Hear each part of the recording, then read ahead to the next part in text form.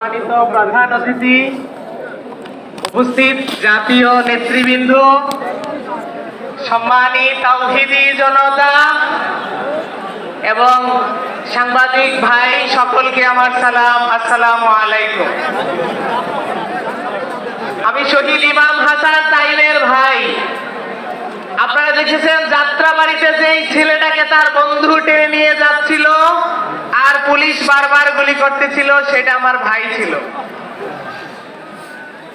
আমার ভাইয়ের মতো আরো প্রায় 2000 মায়ের সন্তান তাদের জীবন দিয়ে, প্রায় 25,000 মায়ের সন্তান তাদের অঙ্গ দিয়ে, রক্ত দিয়ে এই দেশটাকে স্বাধীন করেছে।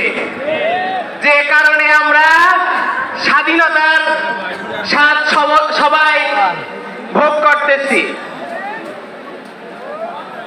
আজকে স্বাধীনতার 1 বছর হয়ে গেল,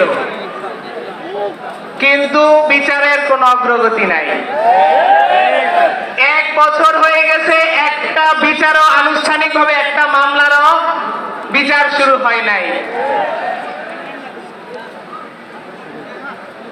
1 বছর হয়ে গেছে, আজকে জুলাই প্রক্লেমেশন এই পর্যন্ত ঘোষণাপত্র দেওয়া হয় নাই।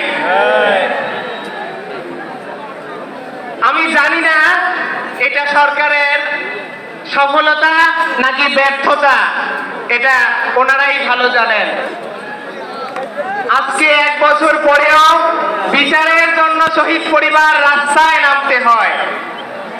বিচারের জন্য শহীদ পরিবার বিভিন্ন ধারে ধারে যেতে হয়। জুলাই প্রক্লেমেশনের জন্য আমাদেরকে রাস্তায় নামতে হয়। এই সরকারটা আমাদেরই সরকার আমরা বলি।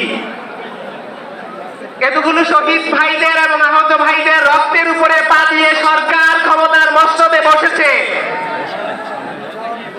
শহীদ এবং আহত ভাইদের এবং দেশের সংস্কার করার জন্য তাদেরকে বাংলার জনগণ এতগুলো মায়ের সন্তান জীবন দিয়ে, রক্ত দিয়ে, ভোগ বিলাসিতা করার জন্য ক্ষমতার মস্তদে বসায়নি।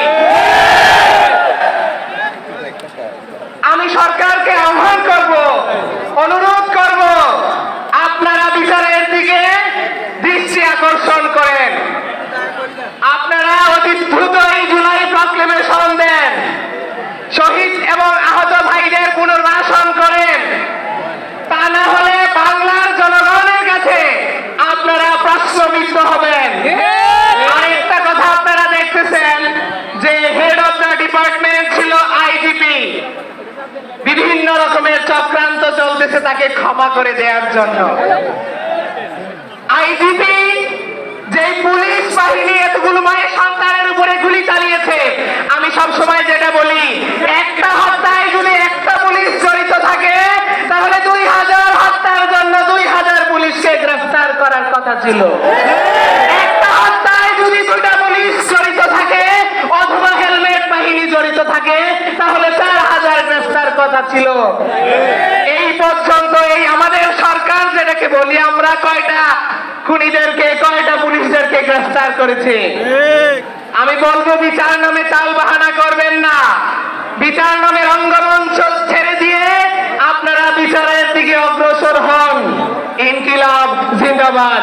আসসালামু আলাইকুম।